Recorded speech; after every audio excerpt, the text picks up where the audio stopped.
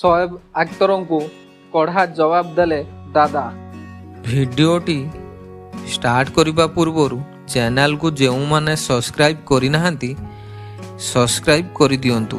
ପାଖରେ ଥିବା ଘଣ୍ଟି ଚିହ୍ନରେ ଦବାଇ ଦିଅନ୍ତୁ। ତେବେ ସୂଚନା ଅନୁସାରେ ପାକିସ୍ତାନ ପୂର୍ବତନ ଦ୍ରୁତ ବୋଲର ଶୋଏବ ଆଖତରଙ୍କୁ ଭାରତୀୟ କ୍ରିକେଟ ଦଳର ପୂର୍ବତନ କ୍ୟାପ୍ଟେନ୍ ସୌରଭ ଗାଙ୍ଗୁଲି ଆଜି ମୁହଁତୋଡ଼ ଜବାବ ଦେଇଛନ୍ତି। କ୍ରିକେଟର ବିରାଟ କୋହଲିଙ୍କ ଅବସରକୁ ନେଇ ଶୋଏବ ଟିପ୍ପଣୀ ଉପରେ ଦାଦା ଶୋଏବଙ୍କୁ କଡ଼ା ଜବାବ ଦେଇଛନ୍ତି। ତେବେ ମିଳିଥିବା ସୂଚନା ଅନୁଯାୟୀ ଶୁକ୍ରବାର ଅଗଷ୍ଟ 18ରେ ଅନ୍ତର୍ଜାତୀୟ କ୍ରିକେଟରେ ବିରାଟ କୋହଲିଙ୍କ 15 ବର୍ଷ ପୂରଣ ହେଉଛି।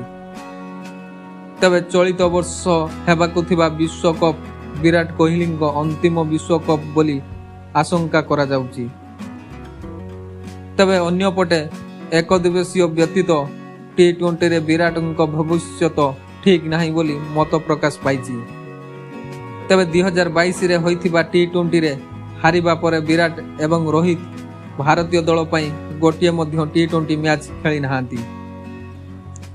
ତେବେ ଏକ ଇଣ୍ଟରଭ୍ୟୁରେ ଶୋଏବ ଆଖତର କହିଛନ୍ତି କୋହଲି କ୍ୟାରିୟରକୁ ଦୀର୍ଘ ସମୟ କରିବା ପାଇଁ ଟି-20 ଏବଂ ୱାନଡେରୁ ସନ୍ନ୍ୟାସ ନେବା ଭଲ ହେବ।